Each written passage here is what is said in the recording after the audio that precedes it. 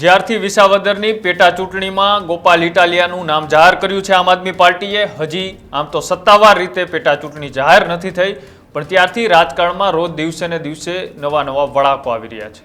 ક્યારેક ગઠબંધનની વાત તો ક્યારેક આમ આદમી પાર્ટીના ઉમેશ મકવાણા પક્ષ છોડી અને કેસરીઓ ક્યારે ધારણ કરશે, આ તમામ ચર્ચાઓ ઉપર આજે કરવી છે વાત. તો નમસ્કાર, આપ જોઈ રહ્યા છો ન્યૂઝ રૂમ. આપની સાથે છું કૃણાલ આહિર. જ્યારથી વિસાવદરમાં આમ આદમી પાર્ટીએ ગોપાલ ઇટાલિયાનું નામ જાહેર કર્યું છે ત્યારથી એવી અટકળો હતી કે ત્યાંનું વર્ચસ્વ છે એ ગોપાલ ઇટાલિયા દમખમથી પ્રચાર કરી રહ્યા છે અને આ પ્રચારની વચ્ચે હજી પણ ચૂંટણી તો જાહેર થઈ નથી.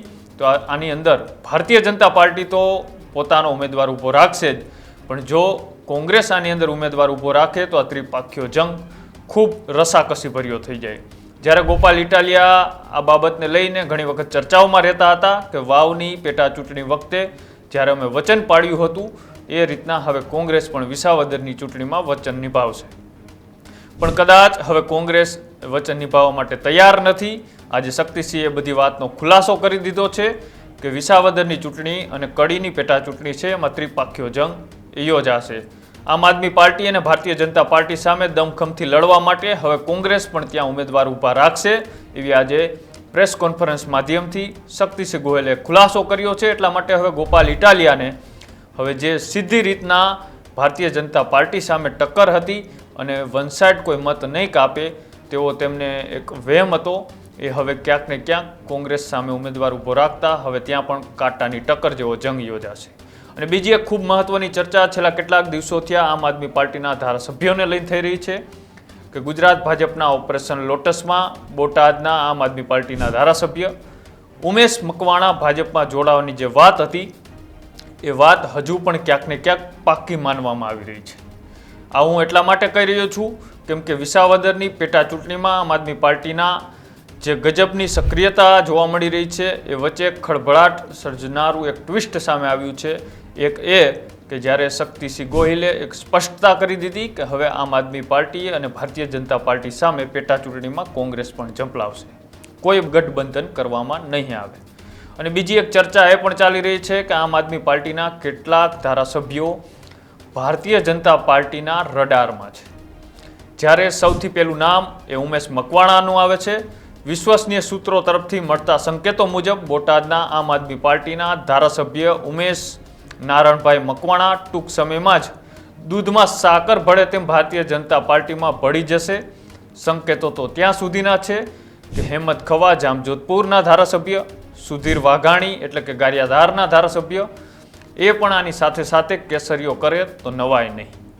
કેમ કે આ ત્રણેય એટલા માટે ચર્ચામાં છે કે ભારતીય જનતા પાર્ટીની સામે જ્યારે વિરોધ કરવાનો હોય કે આમ આદમી પાર્ટીની કોઈ મોટી સભા હોય કે કાર્યકર્તાઓ સાથે બેઠક હોય ત્યારે ખૂબ ઓછા ચર્ચામાં દેખાતા હોય છે. એમાં સૌથી વધુ ચર્ચાનું નામ છે તો એ ઉમેશ મકવાણાનું એટલા માટે છે કે આમ આદમી પાર્ટીની વિસાવદરમાં એવડી મોટી જંગી સભા યોજાઈ ત્યારે પણ તેઓ હાજર ન રહ્યા. કાર્યકર્તાઓની ફરિયાદો છે કે ઉમેશ મકવાણા ક્યારેય કાર્યકર્તાઓના ફોન નથી ઉપાડતા કે નથી તેમના જે પ્રશ્નો છે તેના જવાબો આપતા. આ તમામ વાત પાર્લામેન્ટ સુધી પહોંચી એટલે કે પ્રદેશની કાર્યાલય સુધી પહોંચી, પણ ત્યારથી હવે ચર્ચાઓ વહેતી થતાં ખુદ ઉમેશ મકવાણાને આમ આદમી પાર્ટીના પ્રદેશના નેતાઓ પકડીને લાવે છે અને સ્પષ્ટતા કરાવે છે કે આવું કંઈ જ નથી, આ માત્ર અફવા છે. હવે એ પણ એક એવું જોવાનું રહ્યું કે ઉમેશ મકવાણાને બોલાવવામાં આવ્યું હતું કે પછી ખુદ ઉમેશ મકવાણા પોતાના અંદર આત્માથી આ બોલ્યા હતા. હવે થોડા દિવસો પછી ખબર પડશે. પણ જે ઓપરેશન લોટસ અંતર્ગત જે પ્રક્રિયા ચાલી રહી છે, જો તેમાં કોઈ અડચણ કે અવરોધ નહીં આવે તો વિસાવદરની પેટા ચૂંટણી પહેલાં સૌરાષ્ટ્રમાંથી આમ આદમી પાર્ટીને સાફ થઈ જશે તેવા સંકેતો પણ મળી રહ્યા છે. નોંધનીય છે કે ગત વિધાનસભાની ચૂંટણીમાં આમ આદમી પાર્ટીમાંથી કુલ 5 ધારાસભ્યો ચૂંટાયા હતા. એમાંના એક એટલે કે ભૂપત ભાયાણી, ઉમેશ મકવાણા, સુધીર વાઘાણી અને હેમંત ખવા અને ચૈતર વસાવા. જોકે તેમાંના એક ભૂપત ભાયાણી ડિસેમ્બર 2023માં જ પક્ષ પલટો કર્યો અને ભાજપમાં જોડાઈ ગયા હતા.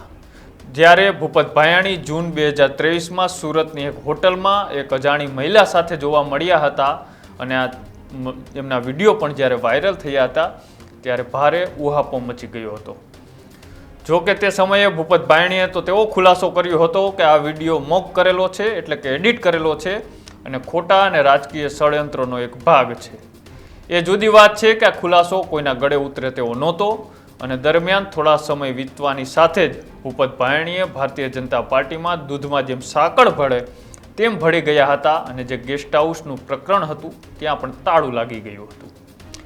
હવે બીજા એક એવા ધારાસભ્ય જે ચર્ચામાં છે અત્યારે, ઉમેશ મકવાણા, પણ દૂધમાં સાકળ ભળે તેમ ભળવા ભાજપમાં અત્યારે કવાયતો તેજ છે. તેમની સામે પાકિસ્તાન કનેક્શનનો ભાજપે આરોપ લગાવ્યો હતો.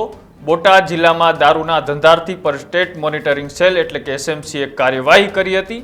ત્યારે જ ઉમેશ મકવાણા તેમની પાર્ટીના એક સભ્ય શોકત સૈયદ અલી મોલાના એટ્રોસિટી એક્ટ જેવા ગુનાઓમાં આરોપીને છોડાવવા બોટાદ SPને પણ ફોન કરીને ધમકીઓ આપી હતી.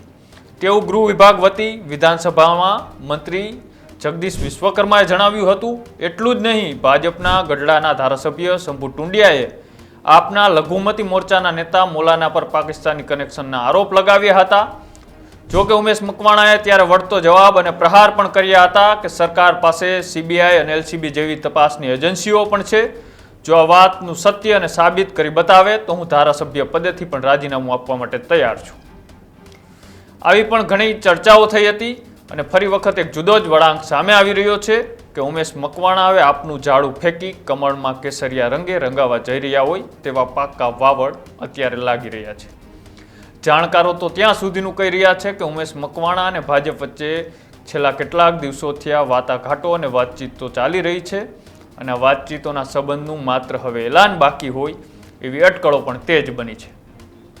સંકેતો તો ત્યાં સુધીના મળી રહ્યા છે કે આગામી સમયમાં વિસાવદરની પેટા ચૂંટણીમાં જ્યારે અરવિંદ કેજરીવાલ ગુજરાત આવવાના છે, બરાબર એ જ વખતે આમ આદમી પાર્ટીના જે 3 ધારાસભ્યો ભારતીય જનતા પાર્ટીમાં જોડાઈ શકે તેવી ગોઠવણો પણ અત્યારે ચાલી રહી છે.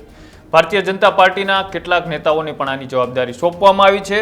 એવા વિશ્વસનીય સૂત્રો દ્વારા જે માહિતી મળી રહી છે કે પેટા ચૂંટણી પૂર્વે જ ગુજરાતમાં આમ આદમી પાર્ટીનું અસ્તિત્વની કસોટીમાંથી પાર ઉતરવાની જે નોબત આવે તો નવાય નહીં.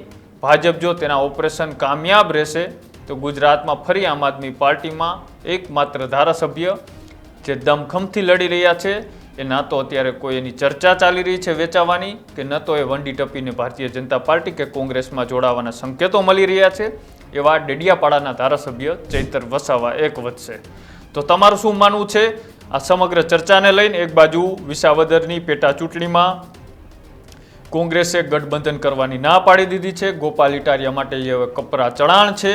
બીજી બાજુ કે ગુજરાતના સહપ્રભારી તરીકે આમ આદમી પાર્ટીના જે પાઠક કરીને આવેલા છે એમના પર CBIની રેડ પડી છે તેમના ઘરે, કેમ કે ભારતીય જનતા પાર્ટીમાં ઓપરેશન લોટસમાં તેમની ઉપર અત્યારે વાતચીત ચાલી રહી છે. જો આ જતા રહે તો ગુજરાતમાં આમ આદમી પાર્ટીને ફરી વખત એકડો ઘૂંટવા જેવી પરિસ્થિતિ ઊભી થઈ શકે છે. તમારું શું માનવું છે અમારી કોમેન્ટ બોક્સની અંદર જણાવજો અને આવા જ અહેવાલો જોવા માટે અમારી YouTube ચેનલ ન્યૂઝ રૂમને આજે જ લાઇક કરો, શેર કરો અને સબસ્ક્રાઇબ કરો. નમસ્કાર.